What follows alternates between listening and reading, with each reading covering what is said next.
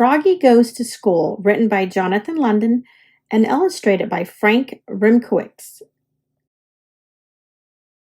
It was the first day of school. Froggy woke up and looked out the window. The sun was high in the sky. "Oh no, the bus, he cried. "I'll miss the bus." He hopped out of bed and flopped outside. Flop, flop, flop. The school bus was leaving. "Wait, wait!" he yelled, and took a mighty hop. The bus hissed to a stop, and the door folded open. Froggy flopped up the steps. Flop, flop, flop. But when he reached the top, everybody laughed and pointed their fingers. "Froggy!" yelled his friend Max. "What? Did you forget something?" Froggy looked down. Oops! He was in his underwear. He dashed to the back of the bus and hid behind Max's umbrella all the way to school.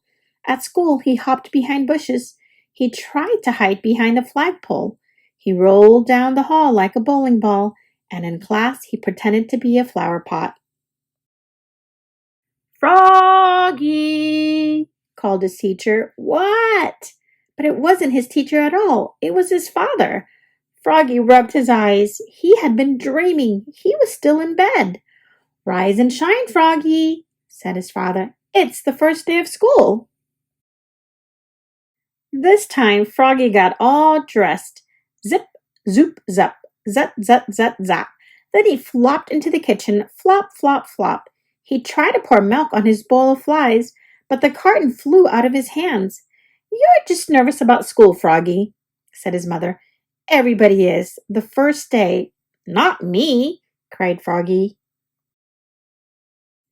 And together they leapfrogged all the way to the bus stop. Flop, flop, flop. At school, Froggy found his name tag on his table. He liked his name. It was the first word he knew how to read. It was the only word he knew how to read. He read it aloud, louder and louder. "Froggy! Froggy!" cried his teacher, Mrs. Witherspoon. "What?" "Hush, dear, it's time to pay attention." But it was hard to pay attention. He squirmed. He looked out the window at the falling leaves. He felt like a leaf. Falling, falling. Plop! He fell out of his chair. "Oops! Kindly stay in your seat, dear," said Miss Witherspoon. "We'll sit on the floor at circle time." At circle time, Miss Witherspoon said, "Now, children, today I'd like you to tell us what you did last summer. Who wants to go first?" Froggy shouted, "Me, me, me, me, me, me," and so did Max.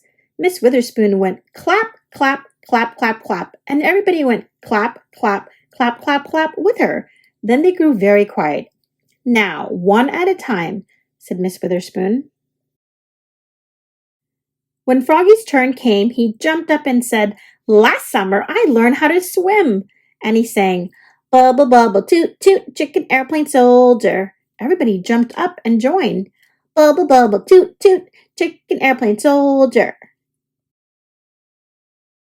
When, in walked the principal, Mr. Mugwort. "Bubble, bubble, oops," cried Froggy, looking more red in the face than green. Mr. Mugwort glared at him. Then he joined in. "Bubble, bubble, toot, toot, chicken airplane soldier," till the bell rang for recess. When Froggy flopped off the bus after school, his father said, "Froggy, how was your first day of school?" "Great," said Froggy. "I taught the principal how to swim." That's nice," said his mother. "But where's your lunchbox and baseball cap?"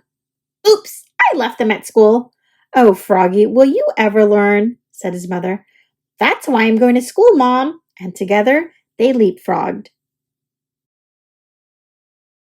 All the way home, flop, flop, flop.